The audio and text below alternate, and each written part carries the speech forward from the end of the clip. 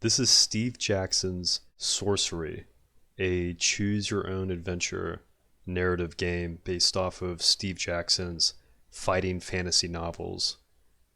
We are currently on a journey to a city called Kar, playing as a rogue in a town called Dumpus. And we've made our way from Cristitante. We fought our way through goblin mines, the Shanker mines, from Cantapani, where we began in Annalyn. So right now in Dumfus we have a few choices to make before we can move on to the next place, which I'm assuming is going to be Urustante, or maybe we end up going through the Janker mines. I have no idea. Okay, so let's talk to the villagers and see maybe what's going on in Dumpus, which is not which is not a very well named town. You pass along the main path through the village and pause outside a hut in which several of the hill dwellers are sitting and eating. They seem deep in discussion about something. Several are shaking their fists in the air. Lifting back the canvas flap, you step inside. The hill dwellers stop talking immediately and look up at you. One gets to his feet and gestures you forward. So it gives us option. Usually we're presented with some kind of narrative, and then we're presented options. And depending on what options we choose, things could really go either way. I usually try to be eloquent, but in this universe, sometimes being eloquent's not the best choice. But I'm gonna try to be respectable here, so I'm gonna bow my head. You nod your head once to the man who returns the gesture. Then one of the others calls something in their native tongue and points at your side to where your sword hangs out below the hem of your cloak. In broken common tongue, the first man croaks, "No weapons," and he indicates a table by the door where you can leave the blade. Okay, so I don't think the request is unreasonable, but sometimes certain characters or people or creatures in this world will they can trick you sometimes. They can play you for a fool if you're not careful. I'm going to look over the table. I could enter with my sword. Let's look over the table. There are plenty of other weapons there, so the men appear honest enough. All right, let's remove our sword. You unfasten your sword belt and leave your weapon on the table. The hill dwellers nod to show their appreciation and then beckon you to sit with them. Then they continue their conversation, just as animatedly as before, speaking in a local tongue that you cannot follow. But as they talk, they pour you a drink and provide you with food. They seem quite welcoming. Let's keep listening, even though I don't think we can understand what they're saying. As you eat, you listen, catching a few words here and there. Goblins, arms, Cristatanti. They seem to be very concerned. So we just came from the town of Cristatante, which was arguably pretty run down. Let's let's keep listening. I don't want to give myself away too soon. Your interest peaks, you keep listening. Slowly you piece together the story. The group seem quite sure that a horde of goblins are planning an attack on Cristatanti, which is apparently one of the wealthier spots in the hills. I don't know about I really don't know about that. I don't think that's true, but we'll let them I guess we'll let them assume. They're discussing whether or not it would be worth helping the village to defend itself, which might mean they are offered some kind of reward. Let's help them out. I feel like that might be a good opportunity to get within their good graces. You must help them, you declare earnestly. Crisitante, it does not help us, one of the men points out. They are rich. We are poor. That's interesting that they make that claim because I was just in Crisitante, and Crisitante was a pretty rundown village. So if Crisitante is rich, then Dumfus must be very very rundown. You can be better than them. You will place them. You will place them in your debt. There's sometimes like a heavy moral inclination for some of the choices you make. You will place them in your debt is kind of like a passive aggressive play. Not to say that these men will follow suit with my decisions, but I'm just gonna go. I'm gonna try to take the high road here. You can be better than them. You can be better than them. The men nod, swayed by your ruthless logic. And you, how do you fight? One man asks you. We do serve the king of Onolin. I serve myself. I will help those that need it. We haven't really revealed too much about ourselves. Maybe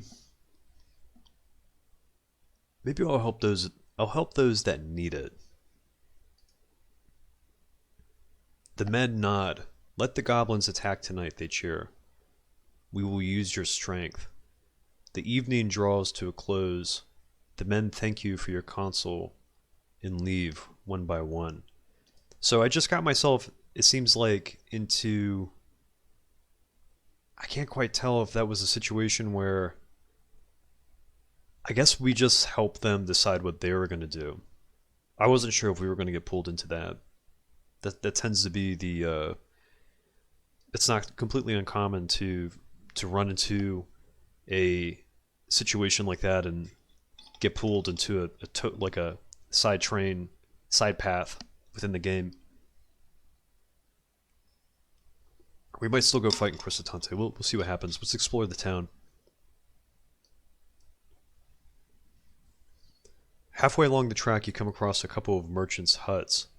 You browse for items worth buying with your 10 gold pieces. Your attention is taken by a finely woven skull cap, a finely crafted sword, and a small bag of provisions. Let's examine this skull cap. You pick up the skull cap and turn it over. Stolen from a priest of Dadu Lay, the merchant declares with pride. A fine piece of work, 4 gold pieces. You can tell from the feel of the cloth it has no inherent magic, but it might be useful in spells. The spells that we can cast do cost quite a bit of stamina, but I don't know if spending 10 gold pieces now, or 4 gold pieces now, is worth the expense. Maybe... let's try it on and see what happens. You place it on your head, but you feel nothing. You take it off again. I don't know what the skull cap would do. Maybe we put it back.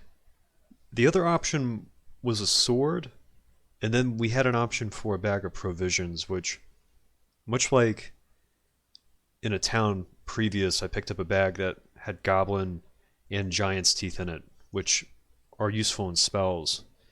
But a bag of provisions could be anything.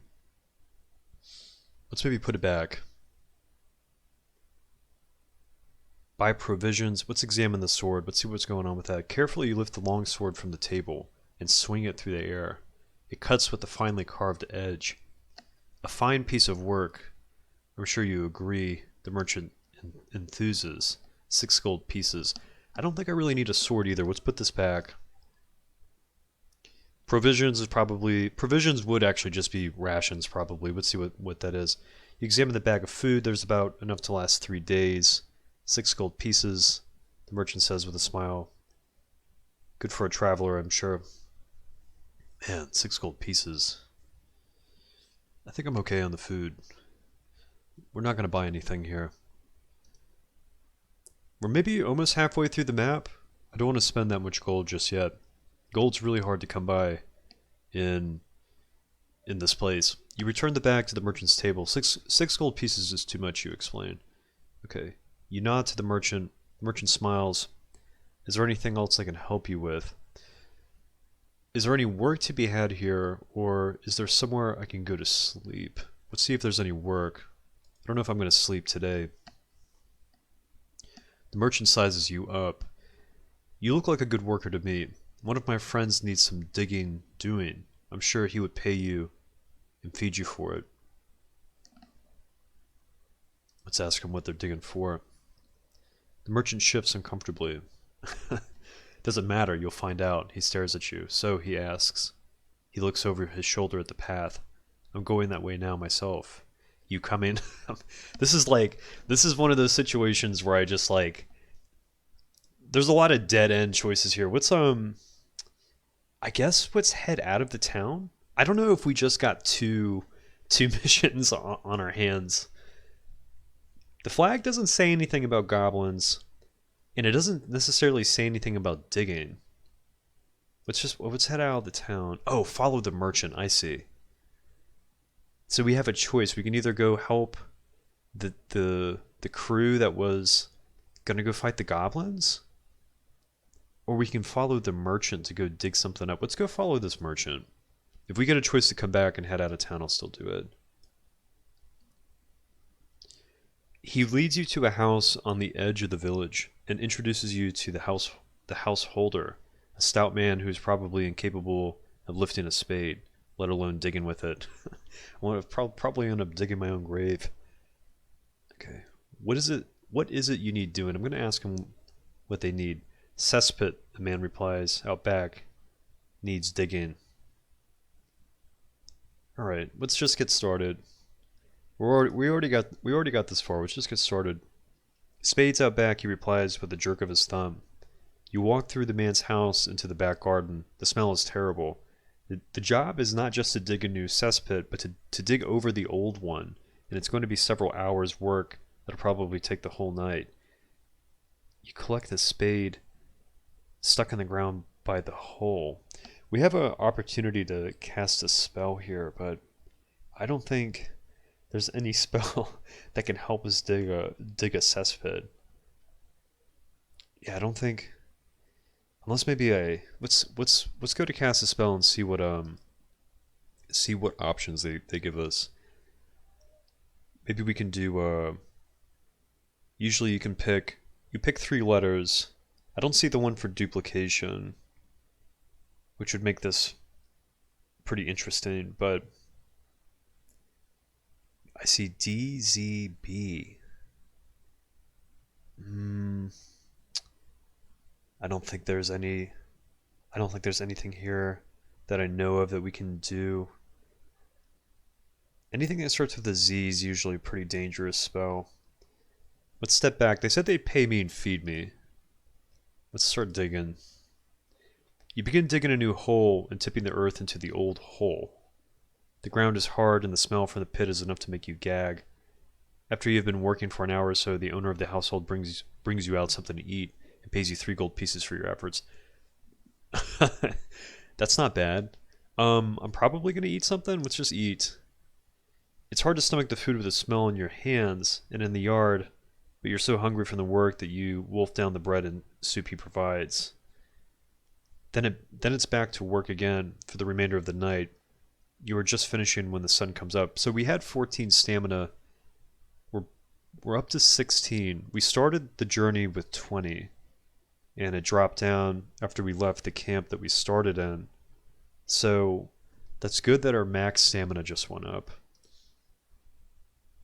Okay, so that's pretty much just maxed out. I guess we're not going to have the opportunity to go to Cristatante. I'm pretty sure those guys would be all right. You rise early, dismiss the attentions of the householder, and head out into the street. Within a few minutes of walking, you are out of Dumfus and back on the road. After another hour or so, the way branches, and with one path heading up into the hills, and the other downhill, turning downhill and along one side of a barren stony ridge. Is that a village you can make out on top of the hill? It seems a lonely place for it. So, I've been to this town before. And this is a town that we can absolutely dodge. Let's not go uphill. Let's go downhill. There's some kind of sickness in this town, and we can catch it if we're not careful. Let's go downhill. Let's go closer to these mines. You follow a meandering path around the side of a hill for most of the morning. It's difficult to see the way ahead through the tree line, but you trust to the course, and eventually the path bursts out onto a narrow stone ledge, high above the valley floor. The ledge leads left and right. There is no way forwards. Okay. I don't need to eat. So we have a choice to make between left and right. But you trust the course, eventually the path bursts out into a narrow stone ledge. Move on. I wonder if move on would be backing up. Okay, we can look left or we can look right. Let's look left. Looking left, you can see that the narrow ledge is formed by a splitting of the rock that leads all the way down to the Misty Valley floor. If there is a path up the other side, it is not clear from here. Okay.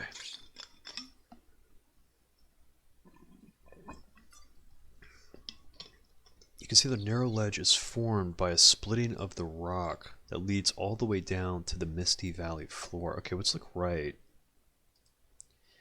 Looking right, you're taken aback as out of the mist that fills the valley, an impossibly wide bridge looms into view, as if it had only now fallen into place. That's not good. It is made of planks and thick ropes, and is suspended from this peak to the peak on the other side. Who could have built such a marvel and how long ago? That bridge does not sound safe. It does not sound like a safe bridge. Just look at the bridge. You take a moment more, staring at the bridge. It forms a delicate curve across the valley, swaying very slightly in the wandering wind. But the more you look, the more it seems too perfect. Because it probably is. Could such a bridge possibly exist? Or is it a mere illusion to trick the incautious traveler? Oh man, it's, I mean, okay. So let's move on. Getting to your feet once more, you take a moment to find your balance before moving on. One slip here, and you will fall a long way down. So do we take the bridge that we don't think could be real? We could take the bridge, or we can go down into the valley, which seems to go into these abandoned mines. I'm not quite sure. Let me see. Sometimes you can see where the mines exit. It doesn't look like there is any kind of port opposite of these entryways here. I do see that there's some kind of building at the other side of the bridge. The bridge could be trouble. Actually, I can tell that the bridge is absolutely going to be trouble. But going down into a mist near abandoned mines is also trouble. Oh man, it's crazy because like you never get like there's not really a lot of opportunities in this game where you're not pressured into two good choices. It's always like a choice between two bad options that you can pick from. Okay, so to the bridge or to the valley? Do we take the bridge? I'm afraid if we take the bridge, we have a chance to fall. But if we go into the valley of near the abandoned mines, I think we're gonna probably run into something. Let's go to the bridge. Let's go to this impossible bridge. Let's just see how bad this bridge situation can get. The bridge is worth looking at least. If it is sound, you will be able to tell. If not, the other route will still be waiting. Okay, so it gives us the option to look back, to go back. As the ledge winds and weaves its way around the cliff, you reach the peak, where the bridge is deeply anchored by its enormous stone foot. Besides this is a small, disheveled hut. Let's look at this. Let's check out this hut first before we decide to go. A small little shack.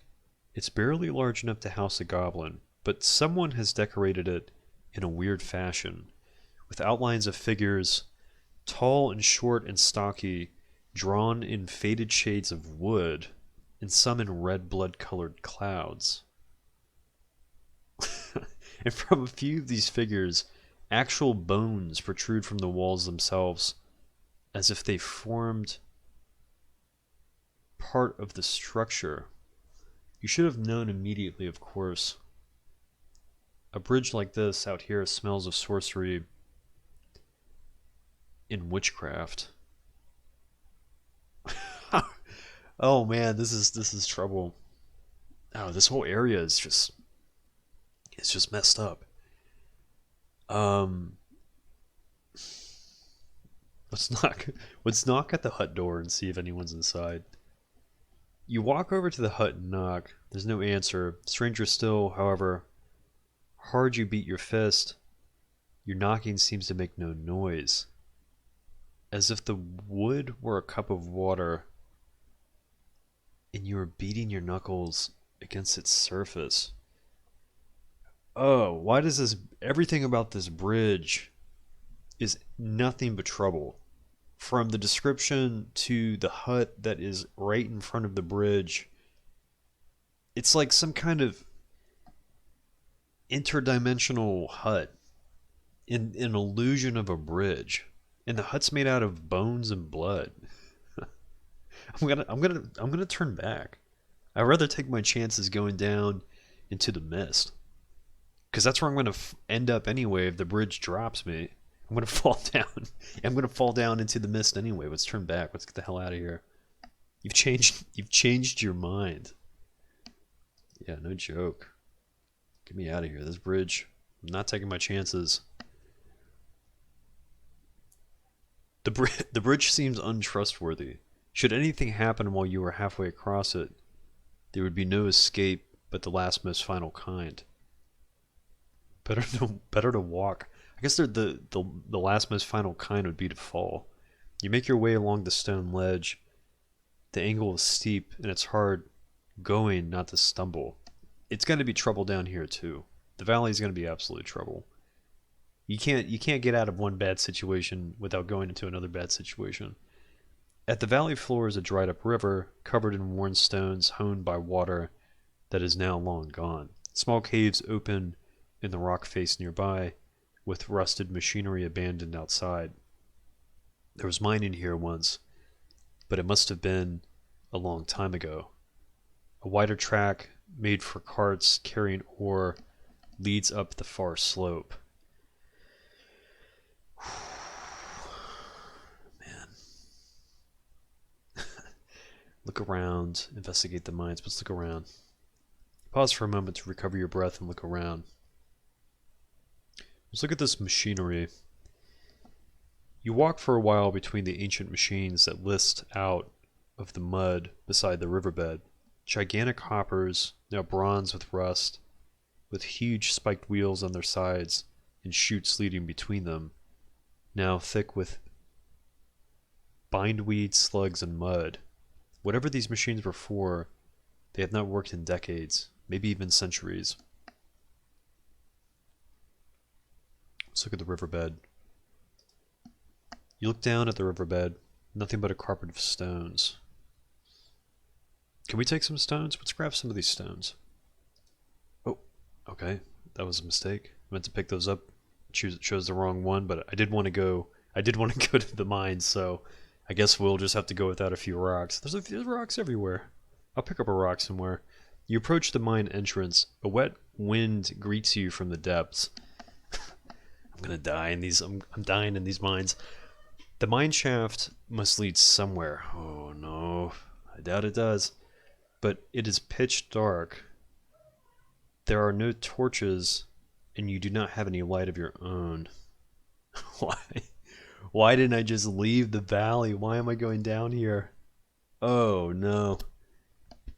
Oh, I'm not going in there. We'll just climb the valley.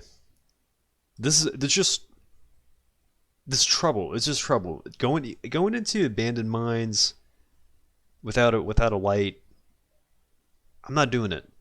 I'm absolutely not doing it. I'm dodging that one. Let's get out of here. This place is crazy. Your breath is short and your heart is hammering as you pause. Halfway up the valley slope, a small wooden hut is opposite, set a little way back from the path. Let's approach it. Let's go towards the hut. If it's anything like the hut that we ran into earlier, we're going to be in trouble. Oh shit. Thinking you might be able to stop to buy food, you head towards the hut, but halfway across the scrub towards it, you see a figure emerging from the doorway, a troll. Okay, so I guess we're in the shrub, but we're moving towards a troll.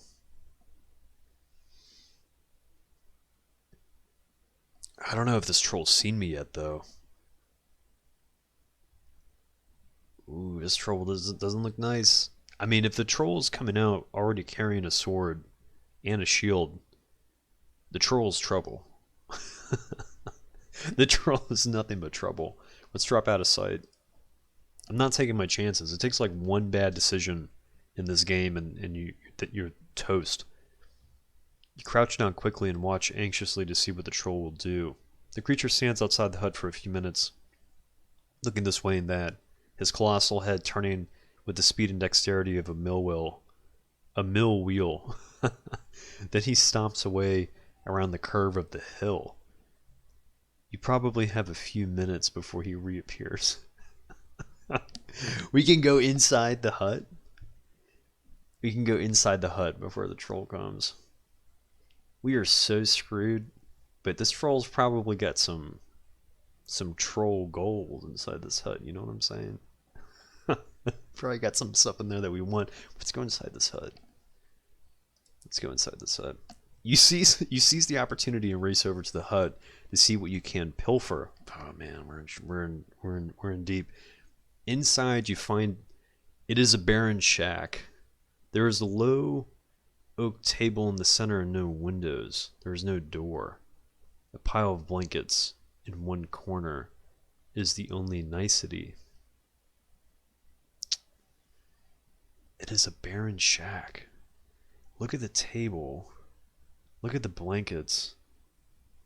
Search the blankets. Probably going to be some bones in those blankets. Probably from the last person who tried to sneak into the troll's hut. Oh boy. Okay. Inside you find a barren shack. There's a low oak table. Let's search the blankets, and we bounce. There's got to be something in the blankets. There's money in the blankets. Okay. Okay, we're gonna take the money. We're gonna take the money and run. You lift the corner of the blanket with the tip of your sword. And hidden away, you find 3 gold pieces. Most likely, the trolls pay for the entire year. We're gonna jack this troll's savings. Take the money. I'm taking it. You take it quickly and drop the blankets back as you found them. The creature will be back any moment. You should go. Let's get the hell out of here. You've been here long enough. Quickly you turn and hurry away, just in time to see the troll returning from its patrol around the edge of the hill. It hasn't seen you, and is too stupid to notice anything you might have moved or left out of place. Wow, that's kind of a brazen assumption. It moves to enter its hut, or would slip away, but just get out of there. Did we seriously just jack 3 gold coins from this troll? With the troll out of sight, you hurry away along the path, not pausing again until the hut is far out of sight. Man, we are trouble. We are just nothing but trouble. We got 3 gold coins for it, though.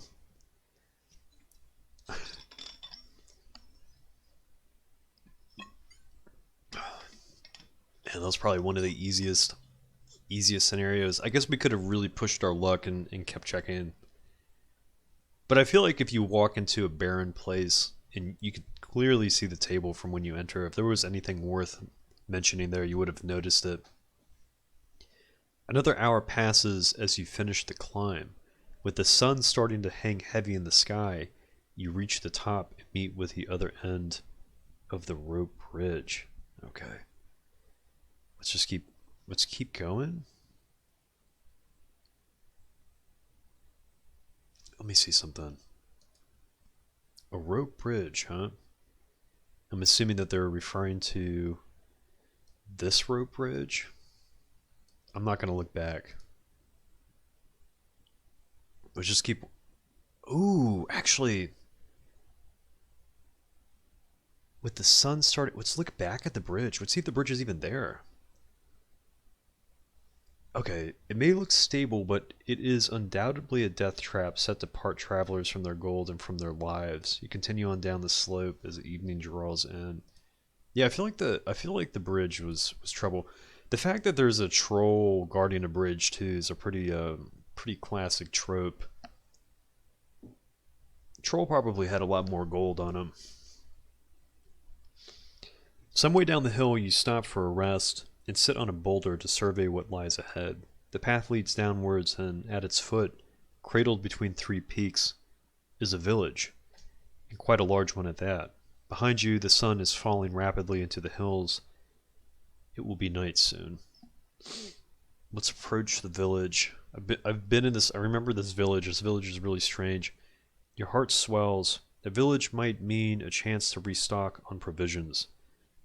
You hop down from the boulder and make your way forward when an overhanging branch touches your face and you hear a lively chirping. Okay, let's freeze. Hovering by your shoulder is a small creature the size of a bird.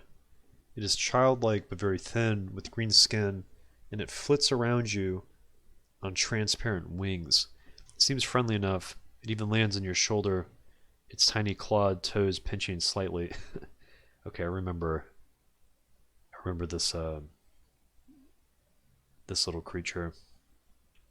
Let's talk to it.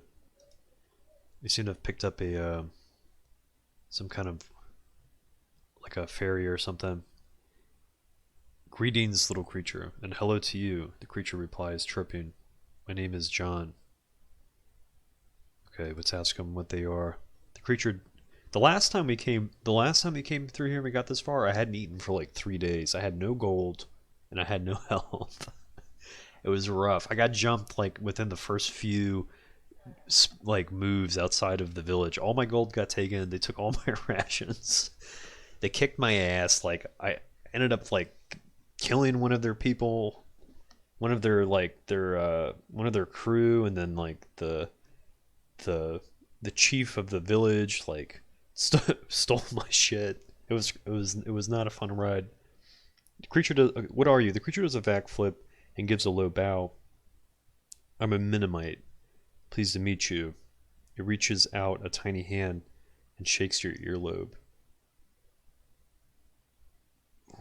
What do you want with me? See that village? The creature replies. Last time I tried to go through, they told me I wasn't welcome, so I wouldn't mind some protection. The creature starts hopping up and down. Come on, it grumbles impatiently. Let's get going, can't we? I'd be surprised if they could even see this guy. I can see now what they're referring to, the clawed toes. He also has a little tail. Okay. I'm not going anywhere until you've gone. What can you tell me about the village? Let's see what they can say about the village. What can you tell me about the village? That's Biratanti, and it's very safe. It's the largest village in the whole of the Shomatanti Hills. Every traveler who comes this way spends at least one night there, so it's a little bit expensive, especially for Minimites, but pleasant enough. Okay, let's just I do want to take this little guy with us. Okay, I can protect you. The creature squeezes your shoulder gently. It's like having a spider trying to burrow into your skin. The creature flits to your other shoulder once more. You're not in any hurry, are you? It observes. Do you want to sleep out in the rough? Let's keep moving. Let's get going. The creature shakes you by the ear in excitement, and you set off along the path once more. You descend into the bowl of the valley. The hills on either side are towering tall and throw the village into deep shadow. It would seem a very gloomy, threatening place, but from the streets come the distant sound of laughter and merriment. Let's keep going. I think we're in good standing here. I don't know what time it is. Our stamina seems to be dropping though. You continue along the path. The sounds of festivities grow louder. It's almost spooky here in the shade of the valley. And after so long on the dire road, the people in this village seem to be enjoying themselves. See, the Mennonite on your shoulder remarks, I told you it was a happy place. Let's ask him what's going on. Jan, what's going on here? Are they bewitched? Jan shakes his head. No, if there was magic, believe me, I'd know. This is the festival of the young. Let's ask him what that is. You can't be too cautious. You can never be too cautious. But take a look. John waves a little hand around the village. The idea is that once a year, the children are allowed the freedom of a village. The children are allowed the freedom of the village. It is a time of great fun and lots of pranks. It becomes quickly obvious what he means. You pass the first few buildings where you find a number of children sitting in the street and drinking ale from deep mugs. Further on, a young boy is holding an old woman over his knee and is spanking her. On the other side of the street, a group of boys is fighting outside a hut with a sign that reads, Glandragor's Tavern. It is all complete mayhem. Okay, the last time I tried to rescue the old woman, the kids ran me out of the town, so I'm gonna unfortunately have to leave her. You consider helping the woman, but there's nothing you can do. It is their festival, after all. Because we have to respect the the traditions of this crazy place. Okay, let's go to the tavern. Behind the bar, a thick-set man is wiping mugs down with an old rag. Greeting, stranger, he calls. I'm Glandragor. Can I be helping you? Let's grab a beer. How much is a mug of ale? I'm going to spend some of that troll gold. I might as well spend some of it. You must be right thirsty to be so upfront, he remarks. 2 gold pieces, and it's the finest in town. Well, it's the only ale in town. I make sure of that. It's crazy that the troll's entire savings is 3 gold pieces. You can buy a beer for 2 gold pieces in this town. The economics here in this world is just totally it's just crazy. Let's buy a mug. Oh good, that healed us a little bit. You put 2 gold pieces down on the countertop and Glandragor pulls you a mug of beer. It's warm, frothy, and deeply refreshing. Glandragor smiles. You look like you've been on the road a while. You have no idea, you reply. Glandragor nods. Let's talk to him a little bit. Me? Why? He spreads his hands. I'm a normal enough fellow. What you see is what you get with me. That's what I always say. Okay. They're straightforward enough. Tell me about this village. Glandragor shrugs. Not much to say. What you see is what you get. Again, this place keeps going because it's on the only route between Kar and Torpani. If one of these mountains falls or the river freezes over, then this place will be a desert in 2 weeks. Okay. We'll let him know that we're headed to Kar. Of course you are, he grins. Didn't I just tell you that? Cars sounds... We had a conversation with someone earlier on the road that warned us about some of the entities in Kar, specifically the Red Eyes. Kar sounds like a pretty dangerous place. Let's ask him a little bit about it. Kar. I loved a girl in Kar once.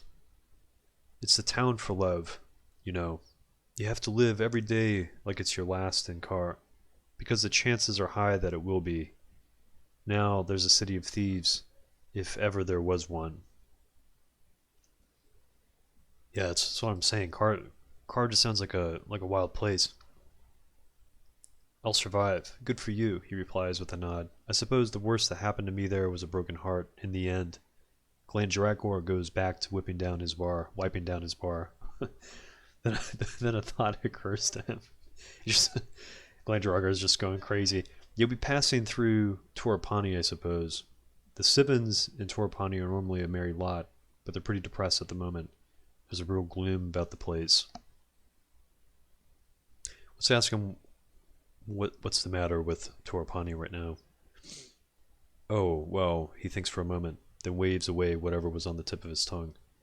I'm sure it's nothing to concern you. From the counter, John issues a loud burp. He's been sipping ale from puddles on the bar top and is now quite drunk. He's asleep. Oh, we could leave him on the bar. No, let's wake him. I like John. We're gonna bring him with us. You poke the little creature, who clambers boozily up your finger, but then topples off and onto the floor. Man, how much? What's the? This beer is must be really good. Leave him there if you like. Glandragor says. I'll pick him up and put him in a mug. But I'm not gonna leave John. But you don't quite manage it. At the last moment, John rouses himself and flies wobblingly back onto your shoulder. I love you, he whispers into your ear. Oh, wow, okay. Let's go further into this crazy town. It's probably the only town in all of, I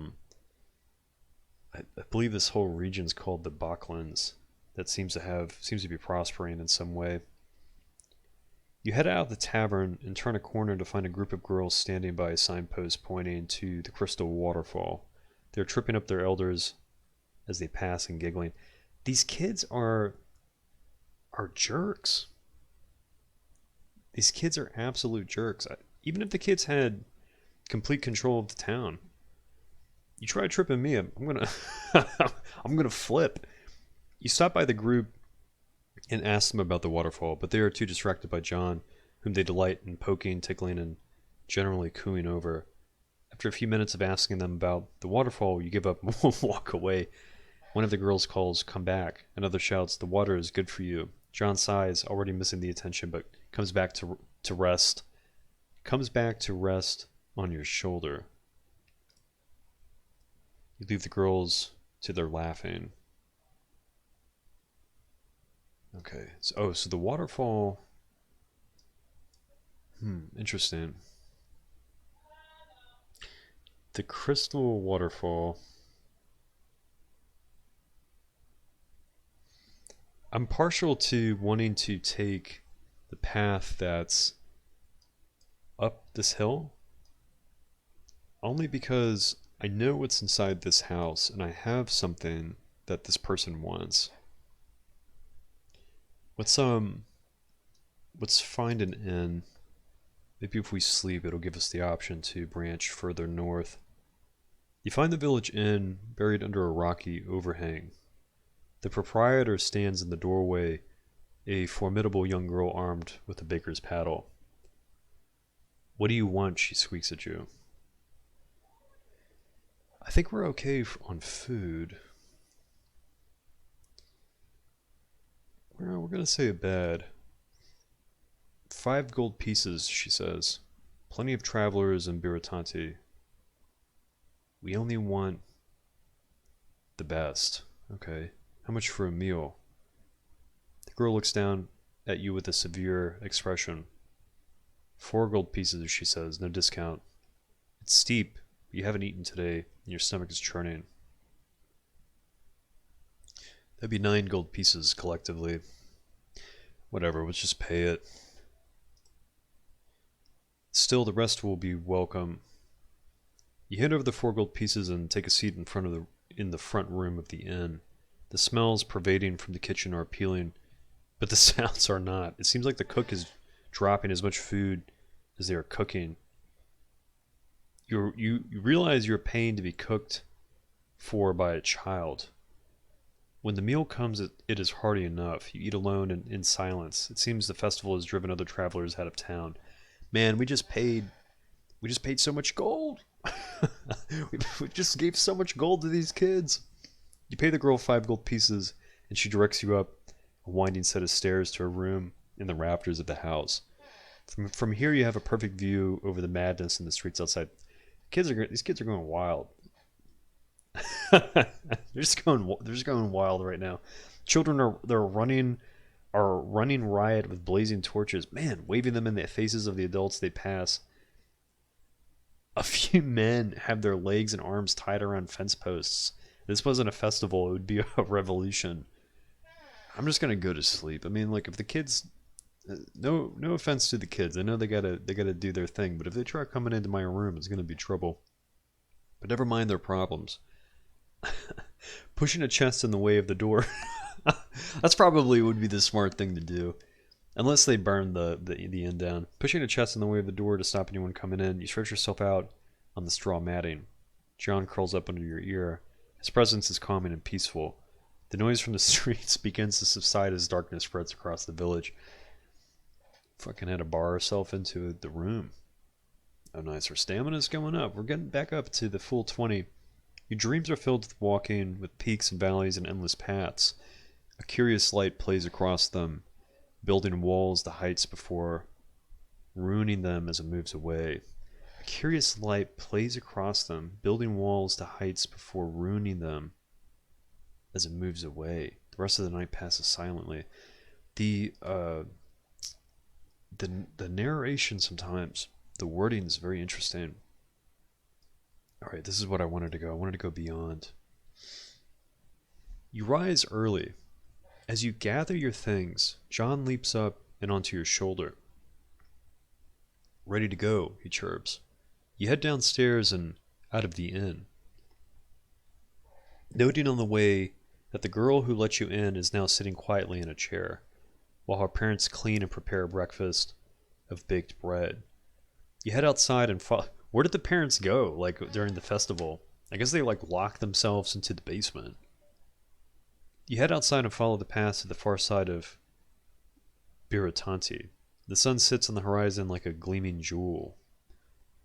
If all goes well, you will reach Torpani today, the last village in the Shamatante hills. After a short climb, the path breaks, hiding uphill to the left and downhill to the right. Let's see, let's ask John. To the right is a forest. To the left, the going is easier. The path heads through a field of black flowers to Torpani. I want to go to the right. The right's trouble. The right's trouble, but I've got an item this time that's going to justify one of the encounters that we're going to run into just past the woods. But we still got to get through these woods, which is going to be kind of tough. You'll get no more from the creature. With Torpani so close, it hardly matters which way you go, surely. That's not true. That's absolutely not true. But let's go to the right. We go right, you decide. To be on your guard, John warns you. You climb a rise. The way is not too steep. And as noon approaches, you have crested the ridge and are descending yet again. You are now at the highest point of the hills, where the trees are thin. The view west goes on forever, and sometimes you catch glimpses of Kar on the northern horizon. Okay, let's keep going. You decide not to stop to eat, but push on. John is in a talkative mood, over the worst of his headache from last night's drinking, and fills the air around with his chatter about what he can see and how things smell, and what he plans to do once he makes his fortune in Kar. You pass from the open hillside into a path of deep forest. Quite suddenly, John falls quiet and hisses in your ear. Stop. Stop now. Alright, let's stop but say nothing. We're running into some... The situation that we're getting into now is going to be pretty wild. You come to a dead stop. John is right. Something is moving through the trees behind you.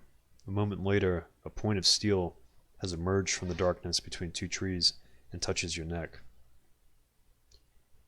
You've seen me whispers a voice. I know it.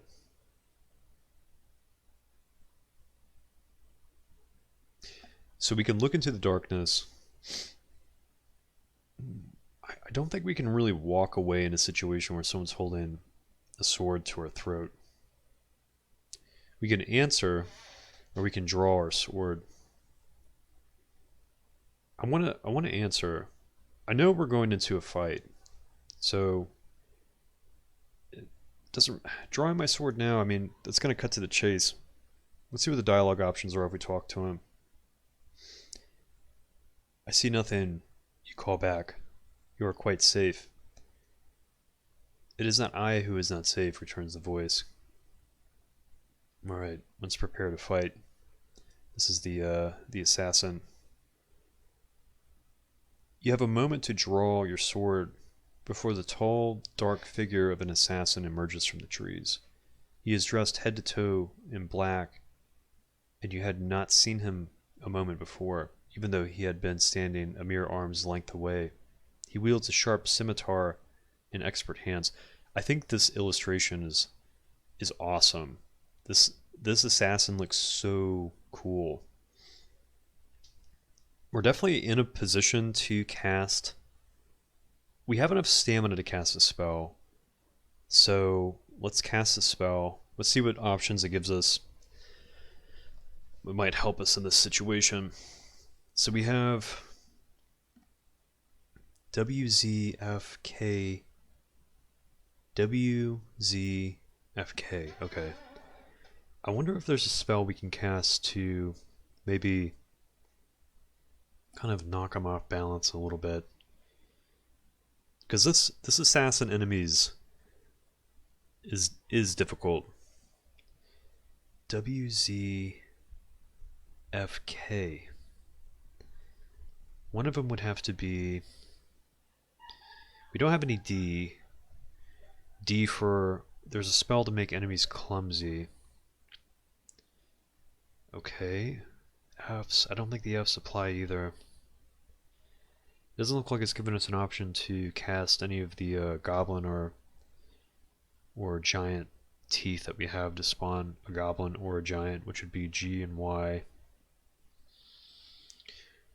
Reduces movement. There's no D. I think this is just going to be a brawl. Otherwise, the F could do barrier, but that looks to be a lowercase f. I don't think that's going to apply. I think we just have to go. I think we just have to fight this dude. Or we're going to fight them. Alright, let's fight him. Oh, this assassin's trouble. You bring your sword up to bear. Yeah, I think I'm gonna defend on the first shot. Or they went for like a low shot. The assassin nods at you. The assassin's very very honorable, to say the least, because they could have taken me down just walking through the woods. The assassin nods at you. Well, honorable is a stretch, but they seem to have some code. The assassin nods at you, raises his curved sword in salute, and readies his stance. You drop into a defensive crouch immediately. The assassin is perhaps the most fearsome opponent you have so far encountered. He turns his curved sword about, but his attack lands on your defense. He laughs appreciatively. Okay, this assassin goes for some like heavy attacks. I remember them throwing like 6, 7s. Let's go for I'm gonna go for a 6. I'm gonna go full swing here. Let's go for a cut. Okay, they're guarding. Time to attack. You rush forward with a deep, heavy slash, but the impact clangs against his turned sword. He grins.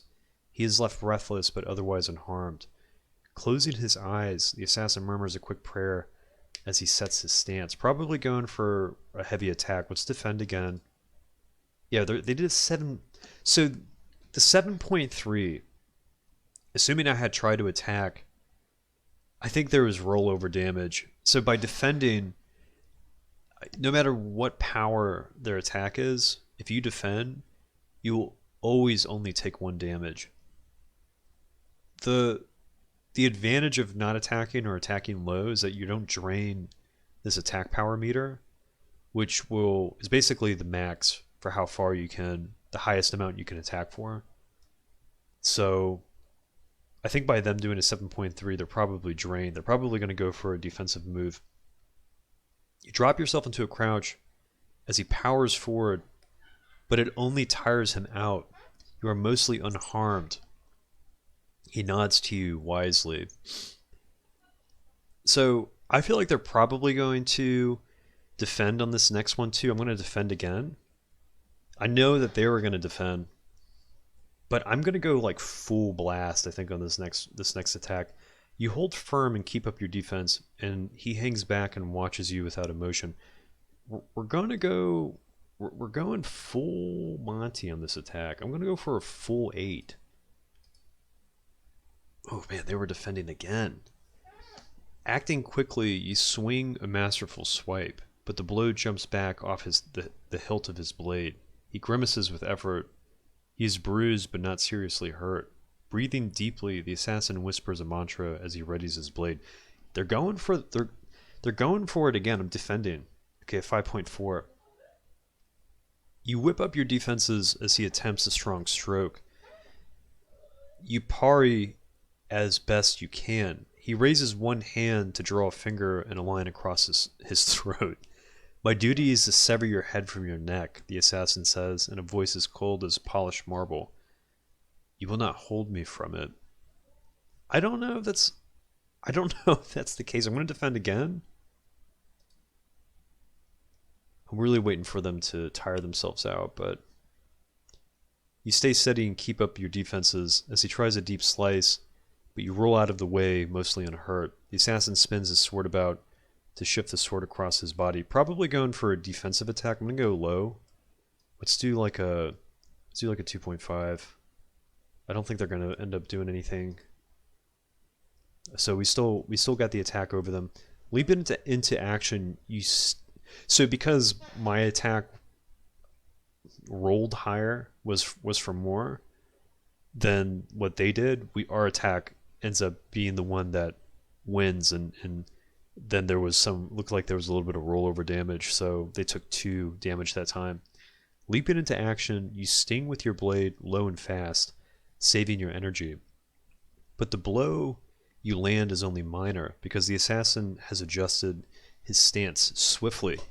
You knock the assassin staggering into a tree. He seems more surprised than hurt. He swivels his grip. The weapon sings as it moves. I'm defending on this one again. I think they're going for it. They're doing some low attacks. We're going full blown for a heavy attack next time. You ready yourself to block. His light blow sails over your head, moving with the deadly speed of a attacking serpent. You're mostly unharmed. Let's go for like a 5. Let's do a 6. Man, they're I can't seem to figure out maybe the description's not giving me a lot of information on their move. Feinting left, you dive forward with a deep, heavy blow, but the impact clangs against his weapon. He smiles. Blood drips from the assassin's tunic.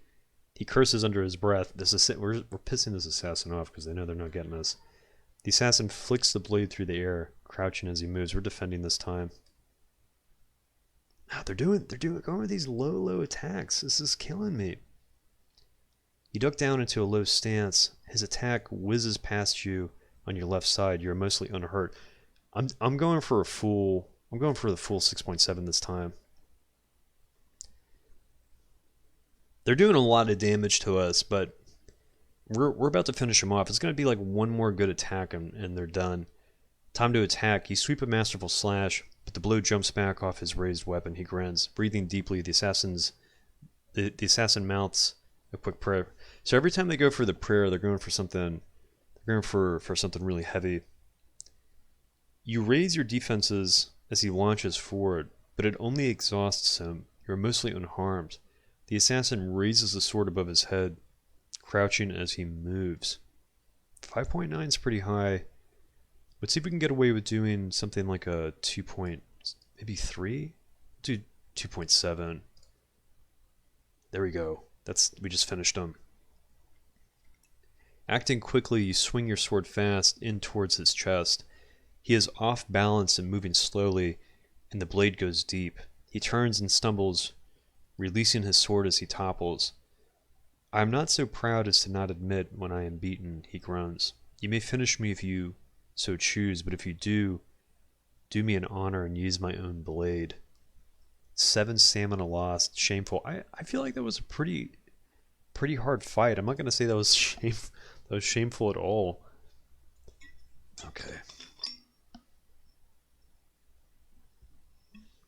The assassin is not dead, but lies on the floor gasping. I'm not going to kill him.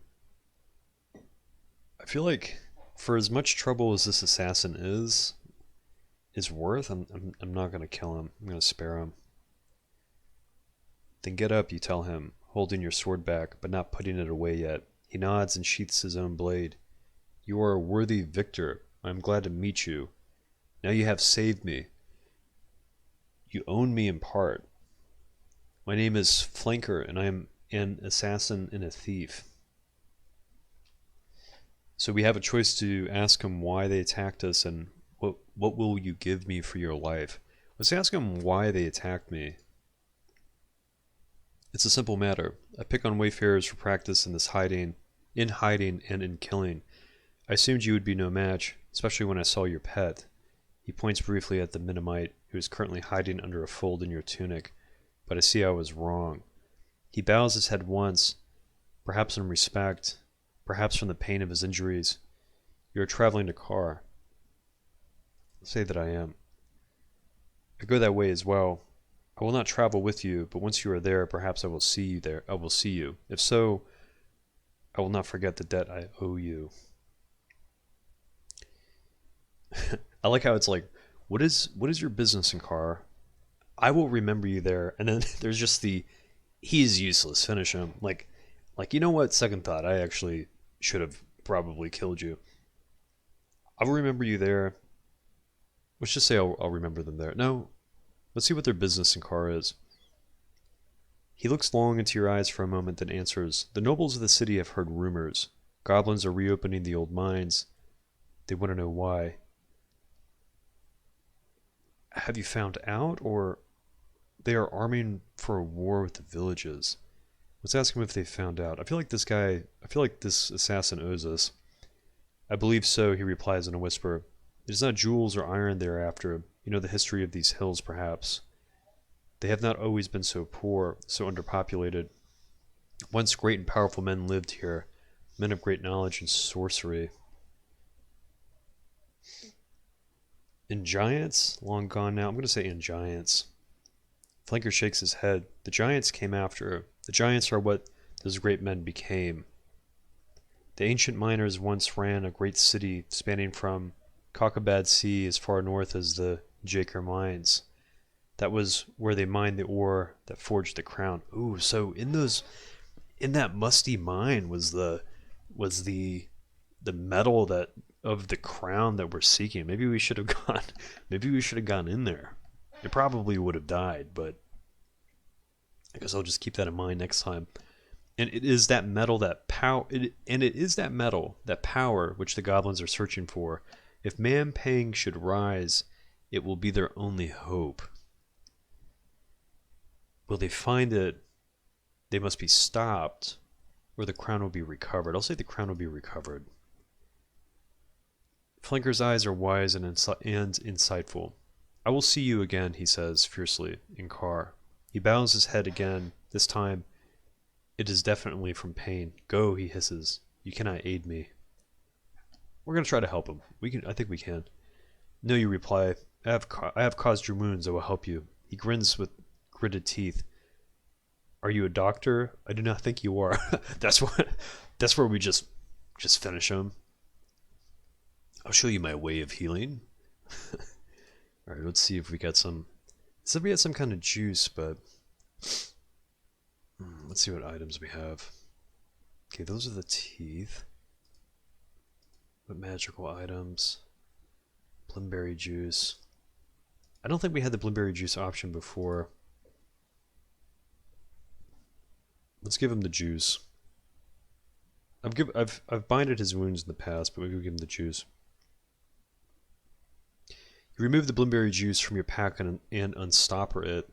Tipping back Flanker's head, you pour the thick, foul-smelling liquid down his throat. He almost gags, but you can see him look a little better almost immediately. You are too kind to a man who is about to kill you, he murmurs.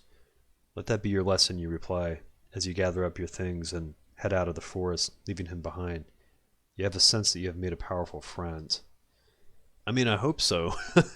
I hope so. Otherwise, I can't imagine them trying to kill us a second time, but you never know. How much longer do you think we'll be traveling today? The Mennonite on your shoulder asks. I'm hungry and tired. We've gone such a long way. How much further? The Mennonite sighs and slumps onto your shoulder. You continue along the path and around the side of a hill. A wooden hut is set into the slope, with an old woman sitting on the front step. Oh, a wooden hut is set into the slope, okay. A river seems to emerge from beneath her. As you get closer, you realize the water flows underneath her house, and the house itself is set on splayed struts like an insect straddling the water course. A few paces from the front of the house, the water plunges over the edge of a sheer cliff and disappears. Alright, so we've been here before. Greetings, you call. The woman looks up at you and smiles. Come over here, won't you, she calls. I can barely see you. Let's approach the woman. You approach the old woman.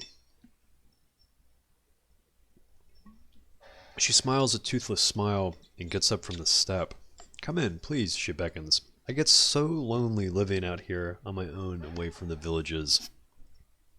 Let's go inside. The situation last time was like, okay, let's see. You follow her inside and take a seat by a long wooden table. I'll bring us some tea, she says. She sounds almost nervous. Hurrying to her kitchen, she returns with 2 large cups. Watch it, John, whispers in your ear. I don't trust this one. No, probably should not trust this one. Okay, so we have the option to drink the tea or make conversation. Let's make conversation.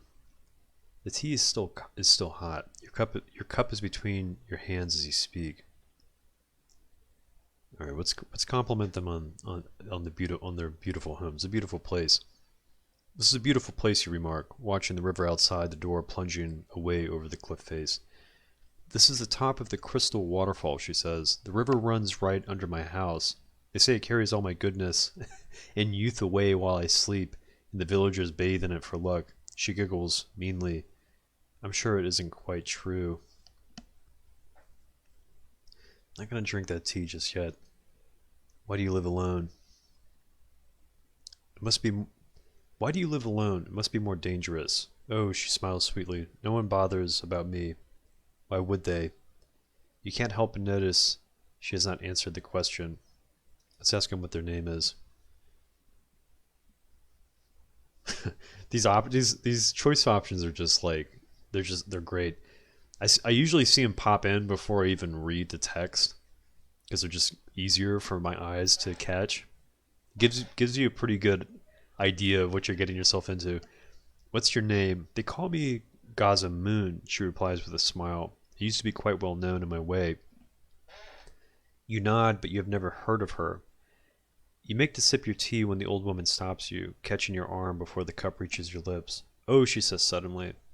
I've forgotten the pot. She goes back to the kitchen to fetch it. Okay, so you keep getting this option to drink the tea. And now we can drink our tea, we can switch cups with her, or we can make a run for it. So if we were smart, we would probably make a run for it. But you know, we got to go to where the adventure is at here, you know. Let's I see. You would think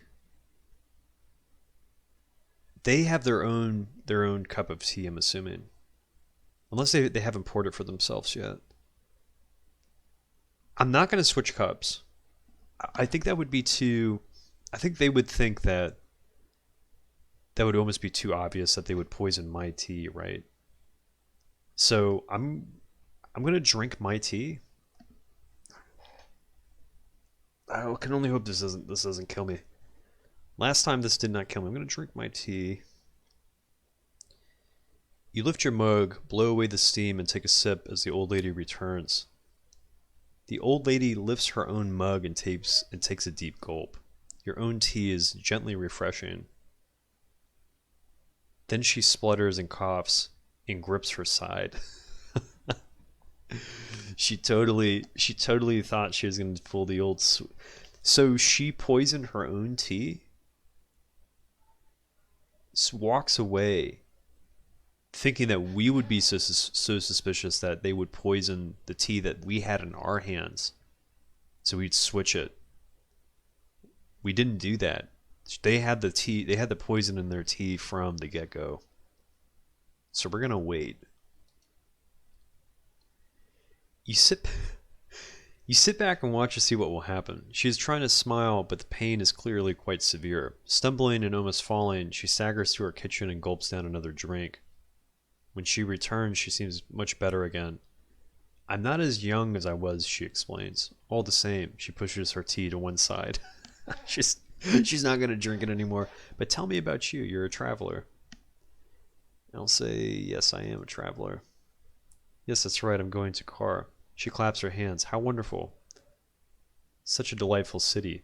Indeed, you answer. Tell me, on your journey, you didn't happen to come across an old man, did you? I actually did. And this old man gave me some kind of paper. I want to say that I did. This is why I wanted to come here. Yes, not just any old man, she insists. This one was carrying a page from a spell book. I've noticed in this game, in this world, anytime you come across a house, and I've come across this house and the house before. Anytime you come across a house that's just unaffected by the area, like it almost looks too pristine, there's either some kind of it's either occupied by a witch or it's occupied by some kind of wizard. And in this case it's seemingly a witch. But I wanted to show them the page because I had picked up the page earlier. You pull the spell page from your pack and her eyes light up. Giggling with glee, the witch snatches it. Oh, man. I almost don't even want to ask what the spell is. Because knowing the circumstances of what we've just been through, they might try to use it on me. Let's ask him who was the old man. A rogue and a bandit, she replies, spitting. 4 days ago, I was visited by a traveler such as yourself, but when I was away, making my tea, as I always do, he started leafing through my book and tore out a page. He must have been a wizard of power because he vanished almost too fast for me to curse him. Ooh.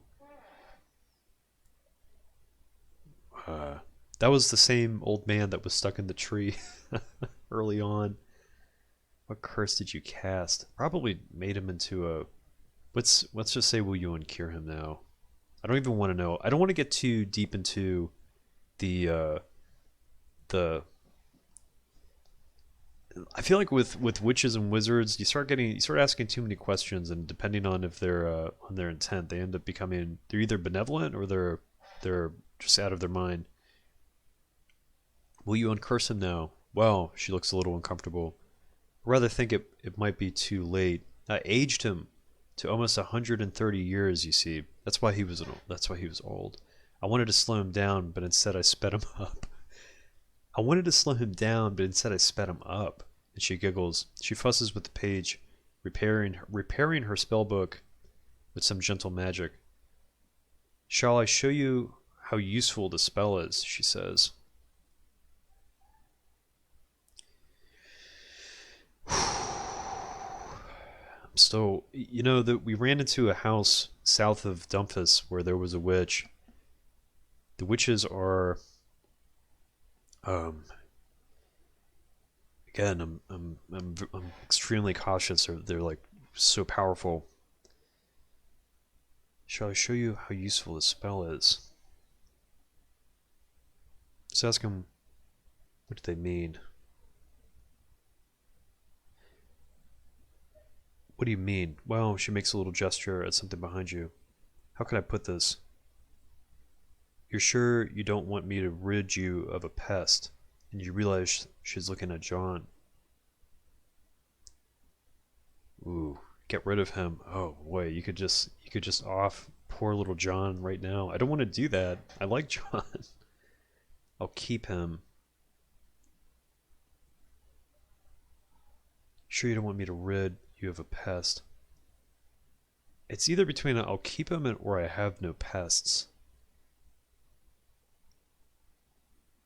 Because if I say I'll keep him, it's still referring to him as a pest. I'll say I'll keep him.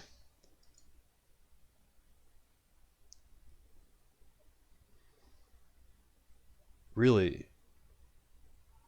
She looks surprised, but then shrugs and slams shut her book. Well, it's your cat's funeral, as they say in Carr. She gets to her feet. You'd best be going. John hops into your shoulder, whispering profuse thanks into your ear, and you leave. I mean, I don't think the trade, whatever this spell was, obviously was highly destructive. I just don't see the benefit of offing John. But like most witches' houses are dangerous places, extremely dangerous places to end up in. I was better to. I wanted to see what the page offered, but it seems like I would have had to have sacrificed John in order to find what the effect would be, and I don't think it wasn't worth it to me. It is now late afternoon. You pass over the brow of the next hill, and below you is the village of Torpani, slung from one side of the valley to the next like a flood barrier. Let's observe it. Torpani is a village of the Sivan, an aggressive-looking race of man-orcs. You might expect their village to be rowdy, maybe even more so than Britatani during the festival, but it seems strangely quiet. Let's go into the town. Still, there's no way around it. You have to go through. All right, let's go into Torpani. You enter the village. There is a definite air of depression hanging over the place. The Sivans are going about their business slowly and miserably and pay you no heed. You sit yourself down on a tree stump in the very center of the village to consider your options. I want to try to find an inn to rest. There are 3 inns in the village, but 2 are closed down, their windows boarded, and their thatched roofs rotting through. The third looks a little better, but at least its door is open, and the smell of well-cooked food drifts out. From a sign by the doorway, it seems the food costs 3 gold pieces, and a bed for the night costs 5. Man, these beds are so expensive. I'm wondering if we should try to sleep outside. I only got 5 gold pieces. Let's save my gold. The price isn't worth the value. You turn away, intending to sleep for free under the stars instead. You walk out past the borders of Torpani and settle down under the trees. There is time to eat. We can probably eat something. We have rations. You wolf down the last food you have, the old man's nourishing bamba fruit, then rest your head and try to sleep. Perhaps you manage a minute, or perhaps an hour, but suddenly you wake, certain that something is moving in the bushes nearby. Let's arm ourselves. You sit up and unsheath your sword, but there isn't a moment. Out of the bushes on either side, 5 figures leap forward, each grabbing a different part of your body. Oh boy. 5 figures, 5 gold pieces. Maybe I should have paid the fee for the inn. Your ankles are held, your arms too. The sword is wrenched from your grip. Oh no. We got her, cries a Sivan voice. Then they are hauling your bodily they're hauling you bodily out of the thicket and along the path back to the village. John clings onto your shoulder, refusing to be shaken free. Let's pray to our spirit for aid. In a whisper, you begin a prayer to your spirit, the ape, for aid. Nothing happens immediately. Then you reach a low hut and are thrown to the earth. Your arms and legs are released. Perhaps your spirit has heard you. You cannot be sure. But now that you have summoned the powers above, they will not help you again. Alright, well I guess we have no choice. We're going to be sleeping in this. I wanted to avoid this arc, but I just don't think that's an option. The door is slammed and locked. A moment later it reopens and your possessions are thrown inside. Let's try to sleep. A few more minutes pass with no more movement. Figuring they will probably now wait until daylight, you put your head down to sleep. Your dreams are filled with grasping hands and long dark nails scratching at your flesh, and however much you toss and turn out on the floor, you cannot quite get them out of your mind. Man, my dreams are just always so haunted. Daybreak, you are still alone. An hour passes before you hear a noise outside, and then the door to the hut opens and 5 Sivans come in. They drag you roughly out and across the street to another hut where an old man with gray hair sits. He is wearing outlandish, colorful robes. My name is Proteus, Chief. He slaps his chest twice. I apologize. Then he bows, brushing the dust on the floor with his sleeves. Rush him? Oh, God. Rush him? I don't know if it'd be safe to rush him. It seems like there's still 5 people in this village. Still 5 people who jumped me just to bring me here. I don't think I want to rush the chief. Let's ask him what they want. Tell me what you want. He holds up a hand first. He waves to a menial who brings in bread and milk. Alright, let's eat it. Might as well. We're already here. Gratefully, you bolt down the meal. It does not seem to be poisoned, and it nourishes you. The bowl is removed, and the chief squats down in a pool of cloth. John cowers under your own cloak, hoping to go unnoticed.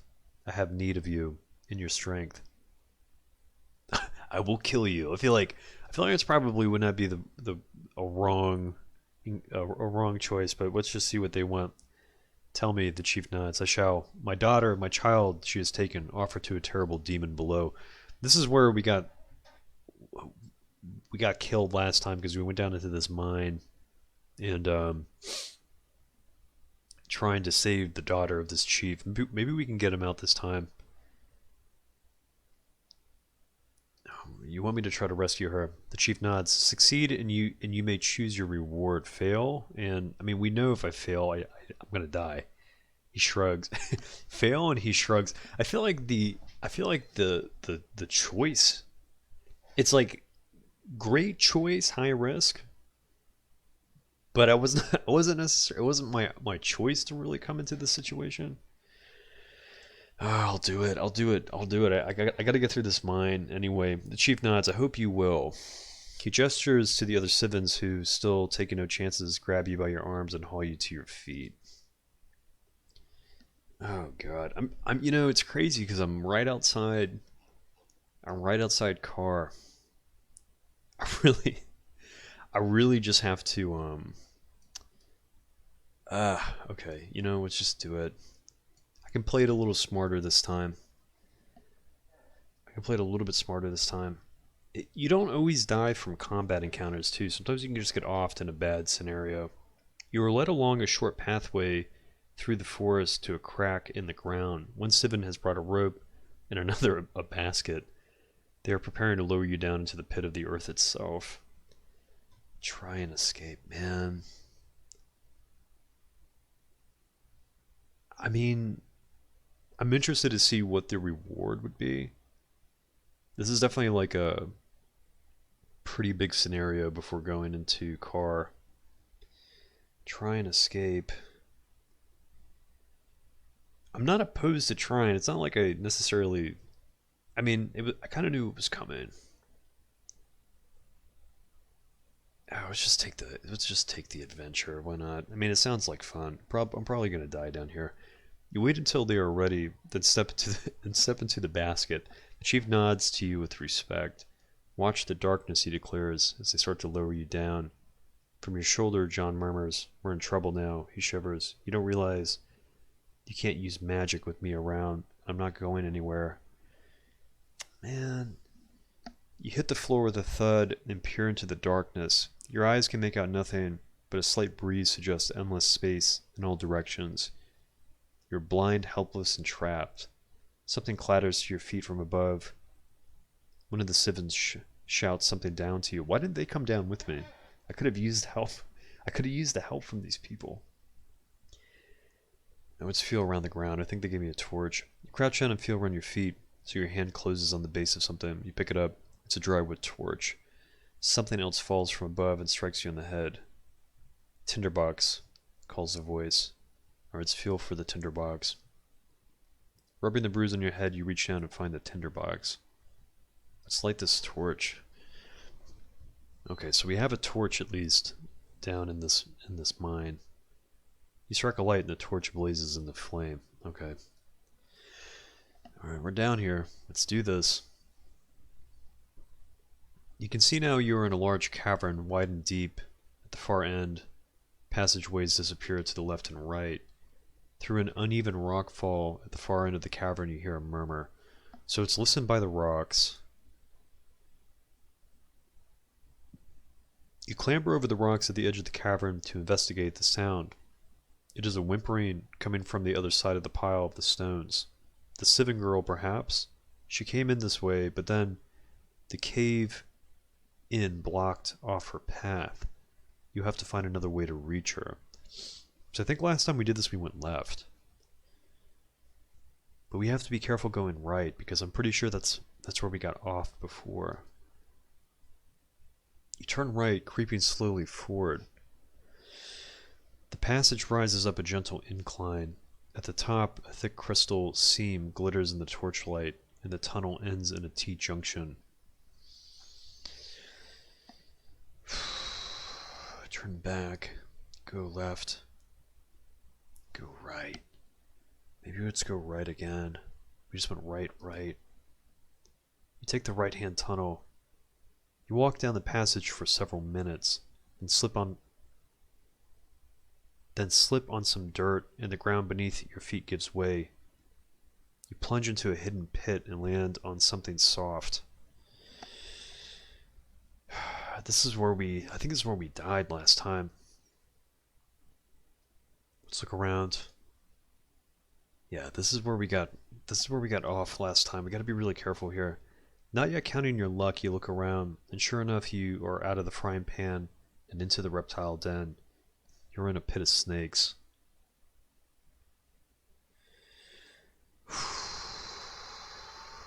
Let's see if we have any magic. You begin to ready a spell when John tugs at your arm. You can't, he hisses. "I told you, you can't do magic when I'm around." Cursing him, you try to think of other options. We can try praying to the spirit, but I feel like we already spoke to them earlier. Yeah, we don't feel their presence near. Of course, you have called in such help already, and it will not assist you again. Swing your torch, trying to save off the creatures. So last time we tried to climb out, and we died. Let's see if we can fight them. You draw your sword and slash and cut at serpent after serpent. There are hundreds of them. No, there's too many of them. Soon the ground is slippery with blood, and then you slip and fall, and the snakes are upon you in seconds. Alright, so the snakes... You are strangled to death by 100 snakes. Your adventure is at an end. This is really... This is a really tough... scenario here. I really want to see... what happens. Do you wish to rewind the story back to the hole in the ground? I'm going to rewind. I don't feel like... I'm not that much of a purist where we need to try to totally reset it. The snake pit seems like a dead end. Maybe we just don't go right. We can cut left. Alright, let's take the adventure. We've already been through this, so let's pick up the torch. Let's grab the box. We're gonna light the torch. So let's get back into this. So we went right. Let's go right again. So the passage rises up a gentle incline. At the top, a thick crystal seam glitters in the torchlight, and the tunnel ends in a T-junction. So we went right and fell into the pit. Let's go left. You go left. Here the cave system widens. Pendulous stalactites hang from the ceiling as if about to fall and skewer you into place. You skirt between them, following a thin, safe path until a side passage opens on the right. Let's go right. You take the right-hand tunnel. After a few minutes walk up a shallow incline, you begin to hear something in the distance. A low rumbling. Let's wait and see what it is. That sounds new. You wait to see what happens. The rumbling gets loud, and then your hair stands on end, and you see a large, rounded boulder rolling swiftly down the passage towards you. The rock is almost a perfect fit for the tunnel, and its speed is increasing as you dither. Oh boy. We can't use magic with John. Let's try something else. You will not let your journey end here. So we can run for it. I don't think we can outrun it. We gotta find a gap to squeeze into. Oh man, this is tough. We're getting offed at every corner. You look quickly for a gap in the tunnel wall into which to press your body. There is one. You dive for it, but it is a few inches too shallow. Oh, we got killed. You've been crushed and ground into powder. Oh no, come on. Let's do this again. We gotta figure out how to get out of this cave. Alright, let's go right. Let's go left. And instead of going right again, we're going to go straight on. Okay, you push on the passageway, slopes down a short way, then a passageway appears on your left. Two stones are stacked up on top of one another against the wall here. Let's examine these stones. There's nothing special about the two stones except that they happen to be on top of one another. Turn back. Let's go straight on. You creep forwards through the dark. The tunnel twists and bends sharply as if carved by a river now long since dried away. You lose all sense of which way is which except to keep going forward. Where the passage you are following splits.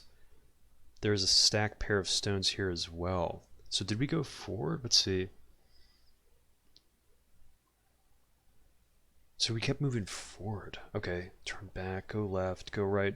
Maybe let's go right?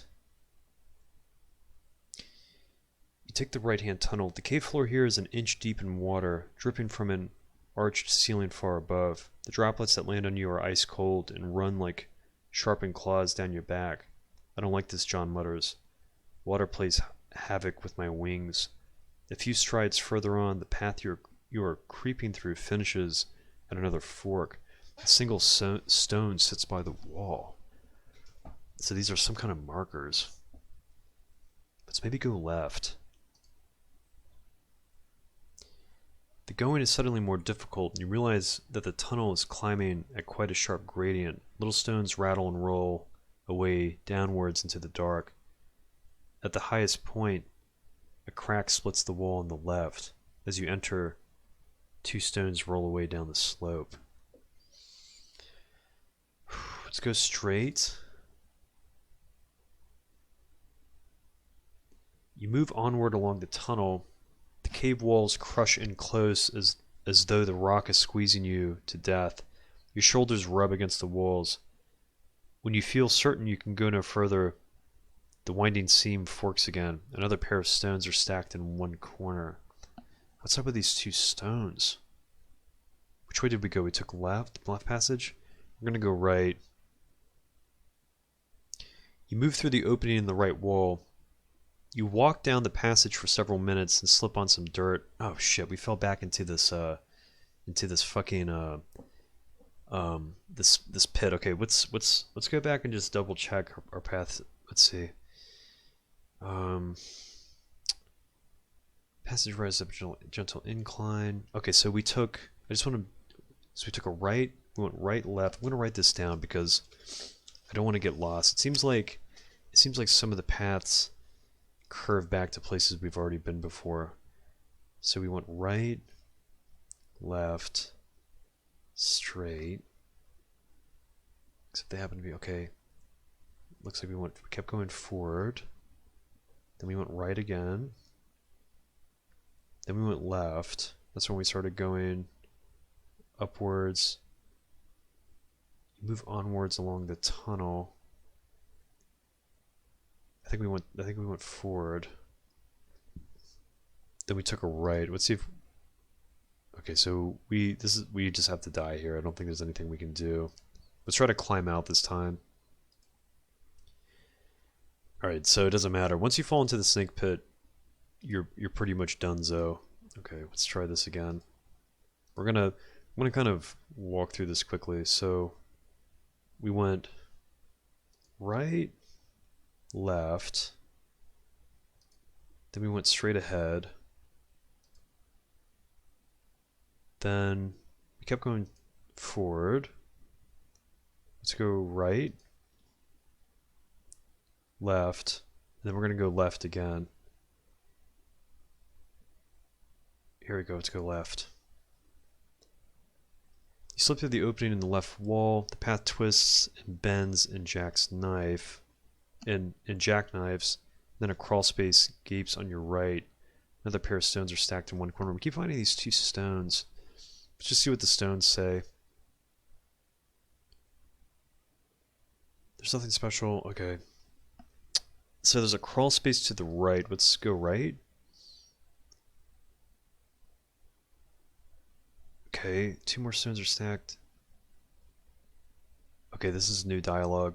This ground seems to dip. At its lowest point, a side passage breathes a gentle wind on the right. It's probably where we need to go. Two more stones are stacked against the wall. Those rocks don't look like they fell like that. Okay.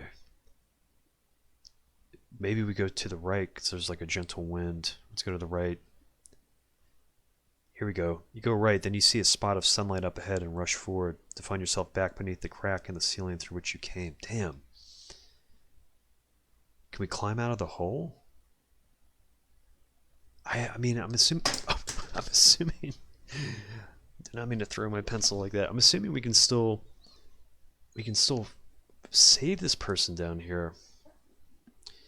Then you see a spot of sunlight up ahead and rush forward to find yourself back beneath the crack in the ceiling through which you came. We can try to go through the sequence again, but we can go straight on that time. Let's see. Let's see what happens when we try to go do this again.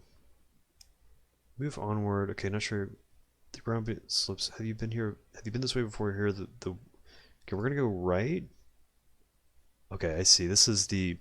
Let's reinitiate this. Because we know that I'm gonna try going straight forward this time. This is quite the Okay, so I've got this written down. We're gonna go. I'm glad I wrote this down actually too, because this is a lot to remember. Let's go forward, forward again. Okay, we're gonna go right, left, forward, and then we go. The walls crush forward. Let's see. I think we went left. And here, oh, interesting. You slip through the opening in the left wall. You follow, oh, we found her. You follow the passageway when you hear an echo of whimpering coming up the corridor. Your torchlight falls across a frail shape. Hiding in the shadows is the young Sivan girl stacking stones into hundreds of little towers. Let's look for traps. You run the torchlight around the walls of the cavern. No switches or triggers that you can see. The girl watches with silent fear, and then the torchlight falls on a deep scratch in the rock. A claw mark. Oh man, that's probably some kind of demon. Oh man. Suddenly there's a loud roaring from the mouth of this short cavern. The walls begin to shake and crumble. The 7 stone towers topple and scatter. To one side, a gap in the rubble begins to open, letting through a mean shaft of light. But before you can head for it, the roaring sound is joined by a scream from the Sivin girl. You turn slowly and peer into the gloom back along the tunnel. Is there something moving? Something coming closer? Perhaps the roaring is the wind rushing through the tunnels. No, I think the roaring is the demon. Something is coming. Okay. Oh god. What is this thing? Holy shit. You hear the scrabbling sound of claws and rock, and the exit from the tunnel is blocked by a dark and looming shape. A manticore. Huge, terrible. It stands between you and the light and howls in bloody rage.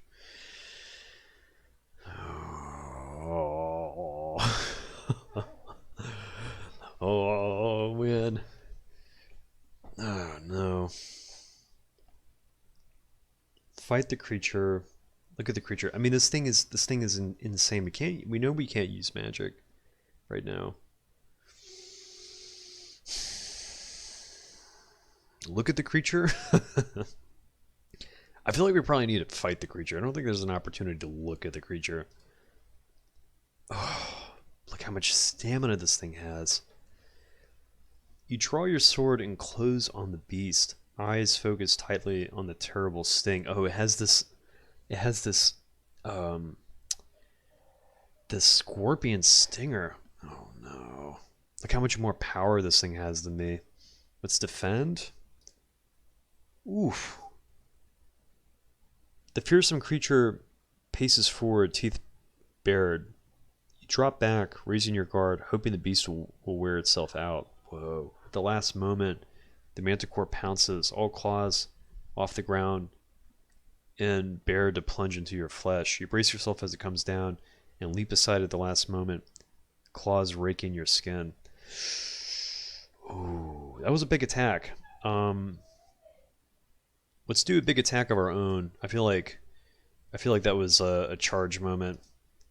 Oh yeah, here we go. I feel like at that point it didn't make sense to try to defend again, because like it had already used such a massive attack. I don't think it would have been able to overpower me. The creature snarls and snaps its jaws. You must finish this monster before it finishes you. With the rock wall at your back, you have no way to hide but a perfect platform to spring forward. You race at the manticore just as it pounds its tail down like a hammer stroke. As it rears, you push your sword up into its exposed belly. The manticore shifts away and opens its enormous jaws, which look so human, but contain an impossible number of teeth, each one dripping with a mixture of saliva and blood. I'm defending on this one. Oh, it also went for a low swing. I think it's like kind of figured out my meta. Warily, you move into a defensive crouch. The manticore stays low and tries to ram you. For a moment, it is close enough to smell. For a moment, it is close enough to smell its warm, fetid breath. The beast growls at you. The walls shiver with its fury. The Sivin girl edges nearer, as if thinking of scratching the creature with her claws. It's scared, she whispers to you. You might not believe me, but you've scared it. I know, but this thing's gonna totally fuck me up if I don't kill it. I'm gonna defend again. Let's go. It's going for low attacks. Damn. You remain hidden. The manticore rushes you. At the last moment, you jump aside. All right, we're going to go full. We're going to full swing. In the darkness of the cave, it is hard to read the monster's intentions, but you cannot wait forever. Charging forward, you rush into the manticore. At the same moment, it comes for you with its terrible sting. You cut into it like a butcher. You have opened a deep wound in its side. The Sivin girl cheers. I don't know if they're on my side or what. We're gonna defend again. Oh yeah, it's going. It went full blast. You can almost smell the creature growing enraged and drop quickly away. The manticore makes a nasty swipe with its fearsome claws, but you duck and escape real injury.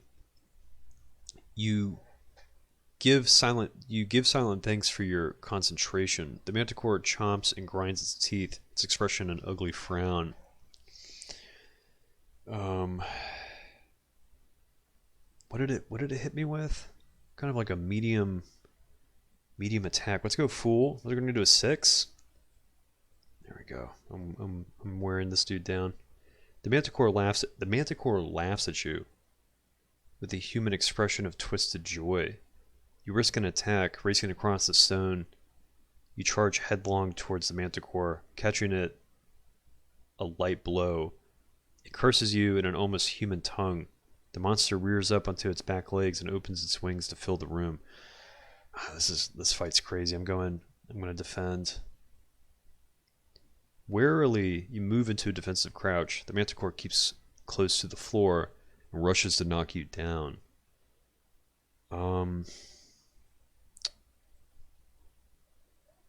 Let's see. I don't think it can do a big attack. Let's go 6. Oh, damn, hit me. Hit me for a 6.8. Then your confidence does you ill, and you leave yourself open. The manticore moves quickly and strikes so fast with its scorpion sting that you barely see it move. You have only a single breath to evade. For a moment, you think the creature will bite off your head. The vicious creature has wounded you and crows in its victory with a cackling laugh. This manticore is insane. We're totally defending this time. You sense the creature getting angry and move quickly into a crouch. The manticore whips out with its terrible sting, but you leap aside to safety. You're gasping for the breath. You are gasping for breath. The creature's relentless assault, its sheer rage, is almost too much for you to take. The creature stretches its wide jaws. I'm going to defend again. Oh man, I think this thing's going big. You stay low. The manticore charges you. You leap to one side. I'm going to defend again. Okay, we're attacking this time, but we're going all the way. You edge left around the manticore, keeping your guard up. The creature snaps with its knife-like teeth, but you knock it back with your sword hilt. You swing your arm and refresh your stance. All right, let's do this. Let's do a 9. Yeah, here we go. You spy an advantage, the kind that can change the course of a battle. Bellowing, you race at the manticore just as it charges you. You catch it rearing up and exposed. The creature crashes against one wall. Rock dust pours onto its back, but as it tries to shake itself, it stumbles. You can hardly dare to hope. The foul beast is weakening. The manticore roars. The ground itself seems to shake with its anger. That was a pretty big attack. I don't know if its attack power refills after something like that. It might be going for some low swings. Let's do something like a 4.5. Yeah, okay, good. We caught it off guard. It's kind of doing these like some low blows. You might need to defend this time. Standing firm, you swing a mighty stroke against the monster, slipping a light strike past the manticore's outstretched claws. It limps as it moves. We're defending this time. Ooh, we're getting beat up. I can't wait to see what the game says if we survive this one. Like 17 health lost. Shameful. Shameful. You can almost smell the creature coming for your blood and drop quickly into a guarded stance. The manticore makes a vicious slash with its claws, but you stay low. The manticore gnashes its jaws, readying itself for the taste of your bones. Go for its throat, the Sivin girl cries out. We're defending again. And it is also defending too. You keep yourself covered. The manticore drops down and tries to scoop you into its jaws. Oh man, you adjust your grip and shift your weight. We're going full 7.5 here. Here we go. It doesn't matter if this thing even defends again. We're gonna knock him out. You must kill this creature. You rush into the manticore, At the same moment as it tries to skewer you with its claws, you sink your blade into the creature's flesh. The manticore screams and howls in a voice that is almost human. It is dying, slowly, furiously, but nonetheless it weakens. The manticore rears back and beats its wings hard. What was that, a 5? Can we go full? Yeah, I knew I was going to catch it. I knew I was going to catch it. It never defends. Dropping your weight, you chop a heavy swing at the vile beast. Your sword blade seems almost to be possessed. It finds its way past the manticore's sweeping claws, through its thick hide and down into its ancient cruel heart. For a moment it howls loud enough to make the walls shake, and then everything falls very quiet. This is what I was saying. 14 stamina lost? 14 stamina lost. Shameful.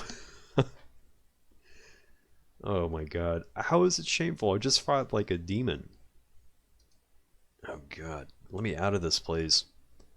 The only noise in the chamber is the hammering of your heart and the quiet breathing of the Sivin girl. Then the Mennonite breaks out into a loud cheer, whooping and punching the air. You bow to him. Thank you, the Sivin girl murmurs. Then, tugging at your arm, this way, she leads you towards the light, through a gap in the rocks, to the pool of sunlight in the first cavern. Let's get out of here. Let's escape. You wave the torch, hoping to attract attention. I'm going to call up myself. Are you up there? I have her. A Sivin face appears over the lip of the chimney, casting a narrow shadow. A moment later it disappears, then something drops down. A rope with a basket on the end. The girl first, calls a voice from above. Proceus. Man, if they leave me down here... Alright, let's help him. Lift the girl into the basket and haul away. The Sivins give a great cry and begin to pull. And the basket starts to slowly rise, spinning as it goes. The girl waves to you as she disappears up in the sunlight, then she is gone. A minute passes, nothing. I'm calling up, you're not leaving me down here. Throw down the rope, nothing. The tunnel echoes very slightly.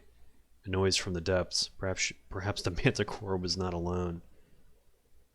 Let's just climb out of here. They have abandoned you, left you your fate. Disagreeable creatures. The promises of gifts and rewards are all hollow. Setting down the torch, you begin to try and scale the rock walls. It's a long and difficult climb, and you are tired. You cannot expect to make it, but you have no choice. But then a shadow falls across the entrance. Are they sealing it up? Seriously? Did they lock me in here? No, something falls, the rope and basket. You clamber quickly in, and they haul you up. Above ground, the chief himself helps you out onto the grass. His daughter is with him, clutching his hand. My daughter tells you fight bravely, he says. For that I'm grateful. I invite you with us back to Torpani. Will you come? Yeah, I'll come. You owe me at least a little more bread and milk. A little generosity cannot hurt you, you nod. I will come.